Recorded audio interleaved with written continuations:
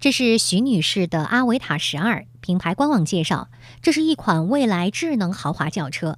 4月22号，她在嘉兴南湖天地的阿维塔门店订车，算上加装的电动门，总共29万8千元。4月30号提车。5月2号晚上开车的时候，发现流媒体后视镜这个频闪的问题。它这个有频闪影响驾驶吗？影响啊！当时晚上的时候，因为它晚上的时候它频闪的时候，它上面后边来车它开不清啊。然后事后跟我说这是正常现象，那我没开过这台车，可能不懂呗。然后那你说就好了。有别于装镜面的传统后视镜，流媒体后视镜是通过摄像头把路况画面实时传输到显示屏上。徐女士提供的视频中，车内的流媒体后视镜基本呈现白屏的状态，看不清画面，有明显的频闪。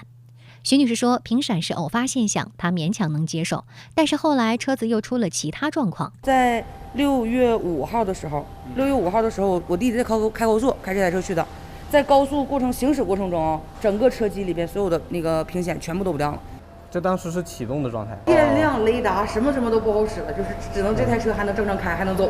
徐女士说，弟弟当时在紧急车道上停下，并拍摄了视频，可以看到车内屏幕都是黑的，不过流媒体后视镜还亮着。接下来的事儿可以说是祸不单行。之后说，那就是也是安全情况或者怎么样的，那我们来人把这车开走吧。他们当时应该是叫了第三方的人把这个车给我开走了。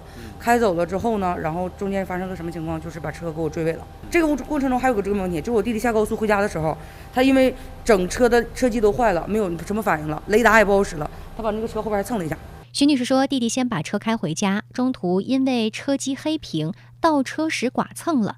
工作人员从他家把车开走的路上，又被别人追尾了。照片中后保险杠上有凹陷变形，也有一点掉漆。厂家在6月20号左右把车子修好返回，但对于维修效果和赔偿方案，徐女士都不太满意。后边车漆它都没有给我补好，然后当天晚上开车的时候，就那个流媒体后视镜还是在频闪，就是严重影响我驾驶。而且还有发现一个新问题，就是拿回来之后这个车底盘件一小，这种情况说，如果说这种情况，他说连一点赔偿措施都没有，这一台新车我感觉我接受不了。我说我想给我加一个那个智能驾驶，因为这种情况嘛，我可能说再发生这种情况，我可能用智能驾驶去避免这些问题。我们销售门店，我这边需要做的也是把您的问题和诉求反馈到我们的售后门店。徐女士带记者来到嘉兴昌盛南路上的阿维塔中心，找到了店内负责售后的经理。您愿意接受一下采访吗？我不愿意。售后经理说可以帮徐女士再检查一下车子。记者又联系上了一位驻经理，说是代表厂方在和徐女士沟通处理方案。这个车机黑屏是质量问题吗？确实是质量问题。换了配件的。那目前你们这边最终的方案是什么？就是一个现金5800。因为车机黑掉的问题，车主倒车的时候蹭到了车，他觉得那个也需要你们来承担。这个情况你当时也没跟门店或者是我这边从来没说过吧？说过呀。如果是确实是这个情况哈，那你把那个视频到时候给到门店店长。当天下午，徐女士反馈车机黑屏导致的损失，阿维塔方面提出赔偿5800元。至于流媒体后视镜频闪和底盘异响，对方认为属于正常现象，没办法维修，他不同意，考虑走法律途径。